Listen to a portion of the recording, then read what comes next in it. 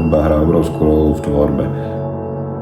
Ako náhle sa dostane do podvedomia, tak aj tie ruky svojím spôsobom ináč pracujú. Hľadajú si tú líniu presne, jak máte vy hudobníci, hudobnú líniu, ja si ju nájdem teda v nejakom tvare, v nejakých dokonalých tvaroch, plus v nejakých trhlinách, ktoré sú tam. Hudba ťa nejakým spôsobom ovplyvňuje a dostane sa k tebe veľmi blízko.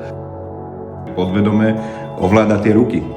Vlastne tie ruky začnú fungovať a nejakým spôsobom proste vzniká niečo, napínajú tvary, ktoré sa zrazu seknú, keď začne niečo iné a znovu sa napoja niekde inde, hej, a vtedy vznikajú také tie nuancy, tie absolútne tie čerešničky.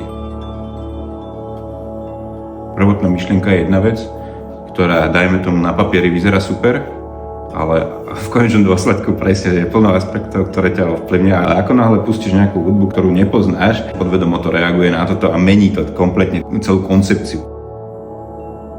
Výtvarné umenie by malo byť takisto pre ľudí. Ako náhle je to výtvarné umenie v galérii, nie, že tá galéria by bola priestor, kde by to nemalo byť. Samozrejme, malo by to byť absolútne všade.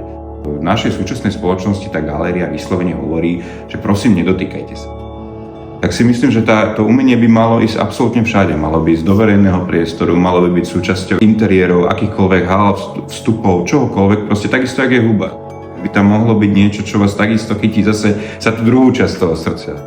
Chcel by som, aby to bolo práve naopak, že prosím, dotýkajte sa. To vec, ktorá edukuje okolie, ako hudba.